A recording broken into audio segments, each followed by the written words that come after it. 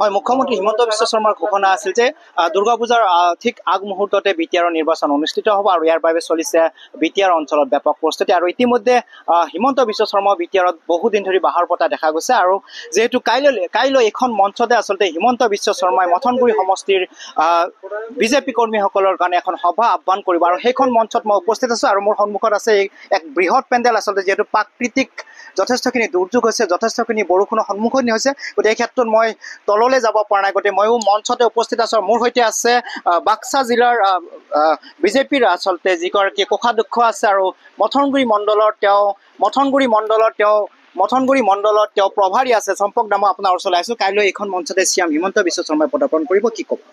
প্ৰথমতে আপোনালোকক মই নমস্কাৰ জনাইছোঁ। এতিয়া আমাৰ চাওক, এই বৰষুণৰ মাজতো আমাৰ মঞ্চৰ কাম, ষ্টেজৰ কাম আমাৰ চলি আছে। গতিকে নিশ্চয় আমি এই সভাখন ইয়াতে পাতিম। যদি তেওঁলোক আমাৰ ইয়াতে পদাৰ্পন্ন হয়, নিশ্চয় আমি ইয়াতে মিটিং হ'ব। যথেষ্ট প্ৰাকৃতিক দুৰ্যোগ বুলি ক'ব পাৰোঁ, যথেষ্টখিনি বৰষুণ। কি ক'ব? বৰষুণৰ মাজতো আমাৰ ভাৰতীয় জনতা পাৰ্টীৰ কাৰ্যকৰ্তাসকলে মনোবলেৰে আগুৱাই গৈ আছে। আৰু আমাৰ ইয়াত ইনচাৰ্জ পৰিতোষ ৰয় ডাঙৰীয়া, আমাৰ EM গৌতম ডাঙৰীয়াৰ নেতৃত্বত আমি সকলোৱে মিলি ইয়াতে প্ৰস্তুতি চলাই আছোঁ। গতিকে ইয়াত তেওঁলোক আহিলে মিটিং হ'ব আৰু আমি কাৰ্যকৰ্তাবোৰক আনিবলৈ চেষ্টা কৰিম।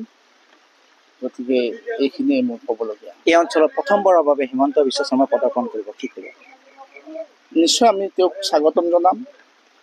তেওঁক আমাৰ ইয়াত অহাৰ কাৰণে আমি নিমন্ত্ৰণ দিছোঁ। গতিকে আমি সকলোৱে মিলিয়ে তেওঁক সম্ভাষণ জনাম।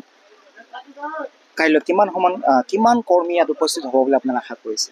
প্ৰায় আমাৰ 4,000 কৰ্মী ইয়াত উপস্থিত হ'ব। 4,000 কৰ্মী। হয়, এইবাৰ বিটিআৰত পুনৰ পদুম ফুলিব নেকি? হয়, এইটো আমি আশা কৰি আশাবাদী হৈ আছোঁ আৰু নিশ্চয় ফুলিব।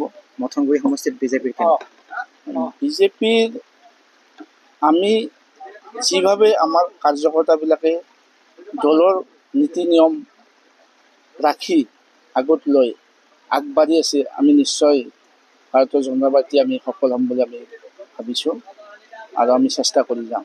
হয়, ধন্যবাদ আপোনাক। আচলতে মই যিখন মঞ্চত উপস্থিত আছোঁ, আচলতে সেইখন মঞ্চতে কালি চিএম হিমন্ত বিশ্ব শৰ্মাই পদাৰ্পণ কৰিব আৰু আচলতে চলিছে ব্যাপক পৰিস্থিতি। যদিও প্ৰাকৃতিক দুৰ্যোগে যথেষ্টখিনি ব্যাঘাত জন্মাইছে, কিন্তু কৰ্মীসকল কিন্তু ক্লান্ত হোৱা নাই। তেওঁলোকে যথেষ্ট মনোবলেৰে আচলতে তেওঁলোকে এই সভাখন যিহেতু ইয়াত আয়োজন কৰিব, তেওঁলোকে যথেষ্ট প্ৰচেষ্টা হাতত লৈছে আৰু তেওঁলোকে দিনে নিশাই অহৰ্নিশে ইয়াত তেওঁলোকে কষ্ট কৰি থকা দেখা হৈছে। মই মোৰ কেমেৰাতে পুনৰবাৰ দেখুৱাৰ কাৰণে অনুৰোধ জনাম।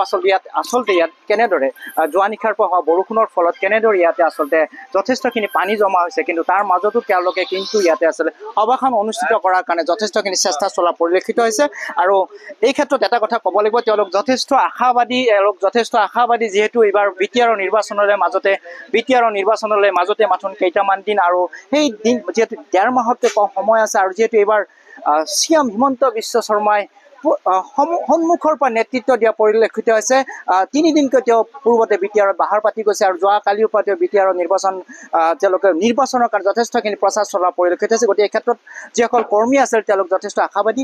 বতৰে যদিও বাধা প্ৰদান কৰিছে, কাইলৈ হয়তো বতৰ ভাল হ'ব। যথেষ্টখিনি কৰ্মী তেওঁলোকে ইয়াত সমবেত হ'ব আৰু বিটিআৰৰ তেওঁলোকৰ সন্মুখত নিৰ্বাচন আছে আৰু সেই নিৰ্বাচনৰ কাৰণে তেওঁলোকে একেলগে আগবাঢ়ি যোৱাৰ তেওঁলোকে প্ৰচেষ্টা হাতত ল'ব।